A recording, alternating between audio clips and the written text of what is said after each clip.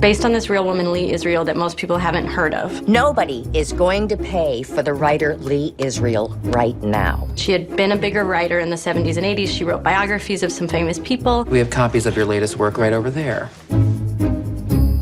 And the movie takes place when she's in the lowest point, really, of her life. Going through a rough patch. I'm months behind in my rent, and my cat is sick. She can't get a book deal. I don't think the world is waiting for another Fanny Price biography. She finds herself in this odd position where she comes across some letters she shouldn't have found in an archive, and she takes them.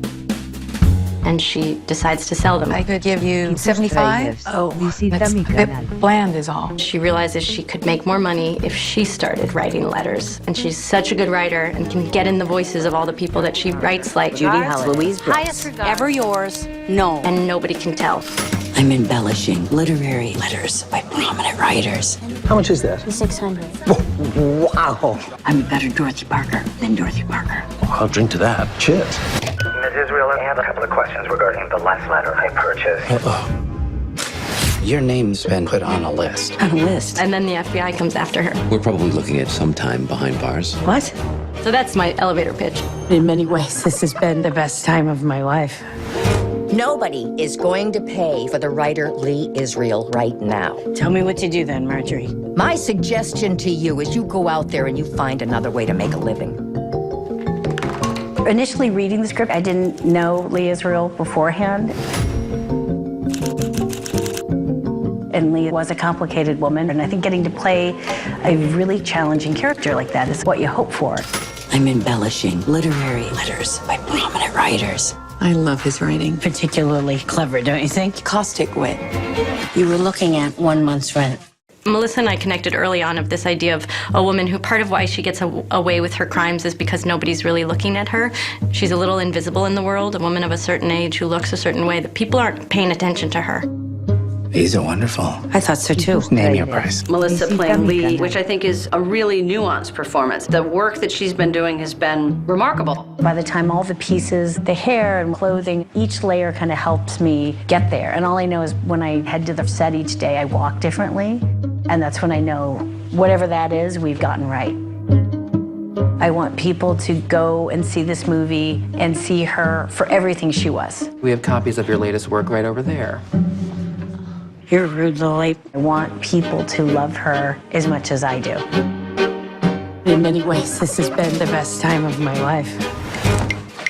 Just these. I don't want the others. Come on, man. I schlepped these all the way here. There's people waiting. You know, you don't have to be so disrespectful. You've actually carried my books here. And you are? Lee Israel. Oh, we have copies of your latest work right over there. You're rude, Lily. There's a grit to this movie. There's the shiny, pretty, and then there's the New York I actually really love, and there's just more of a soul to it. It's a world of books and papers and libraries and bookshops and dive bars. I have figured out a way to pay my bills. I'm embellishing literary letters by prominent writers. I love his writing. Particularly clever, don't you think? Caustic wit. So many of the bookstores that existed back in 1991 aren't there anymore. You know, they've fallen victim to internet purchasing and all the rest of it. And so it was a bit of a challenge trying to nail down the few that are left. The East Village bookstore, which had a little more of an underground punk rock vibe. The Argosy and Armada, where they were much more higher end. So we try to paint a picture of Lee's world through the different bookstores that she frequented. The places have this history that's just dripping from the walls. Some of them are hole-in-the-wall little bookstores that feel like they're gonna fall down, but they're so amazing. We're hopefully paying homage to these beautiful bookstores that used to be so much more frequent all over New York City, and a lot of them are the real places that Lee sold letters. This is quite something. He's wonderful. I thought so too. The nerve she had going in and the pride she had coming out. Name your price. You were looking at 1 month's rent. Wow. It's a literary New York that the excesses of the 1980s forgot. You really, really, truly feel what New York used to be and what it was to Lee. And I think that's a huge character in the movie. I'll have you know, I'm a better Dorothy Parker than Dorothy Parker. I'll drink to that. Cheers.